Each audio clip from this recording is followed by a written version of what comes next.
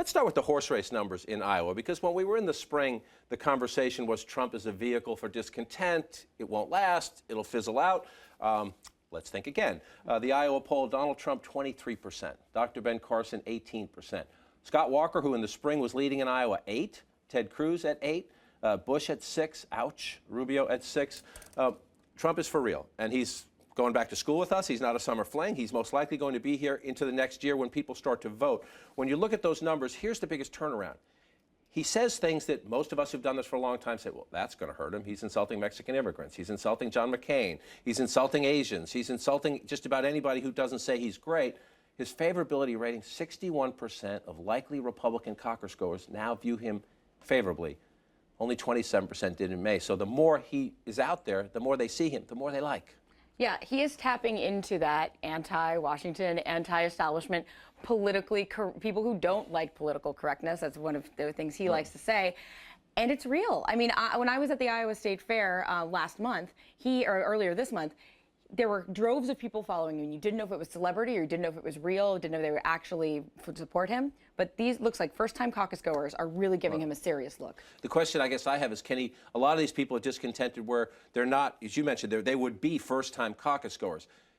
Is he going to do the nuts and bolts? Is he going to build the database? Is he going to get the phone numbers and the emails so that he can turn them out on caucus night, get them to show up? And he's starting to. I mean, he's gotten Rick Perry's a guy, Sam Clovis out there. So there is evidence that he's starting to try and build that. And the favorability number I thought was hugely interesting because of the shift. I mean, we saw him at the top of the polls, but earlier people didn't like it. They weren't that favorable about him, so it was all name recognition. Now people are getting to know him, and they're starting to like him. And so this will be an interesting test. This would be presidential campaign number 8 for me.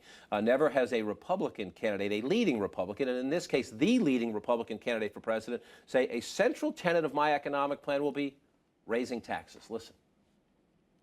I want the hedge fund guys to pay more tax. I know them. They're all supporting Jeb Bush and Hillary.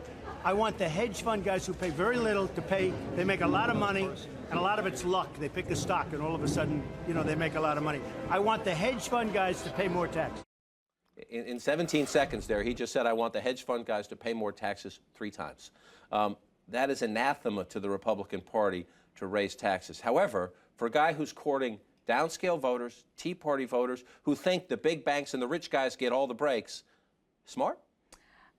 I mean, this is another, we can add this to the list of the things Donald Trump has promised that he probably wouldn't be able to deliver on at the end of the day, because you can't put into legislation just the hedge fund guys. There actually needs to be a little bit more substance there, but substance doesn't matter right now. So for this, for all intents and purposes, yeah, this is going to attract some people. If you're the Club for Growth or the Chamber of Commerce or all these Republican establishment groups or Grover Norquist, who's out there saying you got to sign a pledge, don't raise taxes, do they now take their torpedoes and can you take out Trump with a conventional political ad? They may. I mean, they may try to now. I mean, this is sort of like immigration, sort of spinning everything on its head in terms of traditional political orthodoxy. So I think that it sort of puts shutters through the Club for Growth and sort of the establishment Republican Party. And the Trump effect we see everywhere.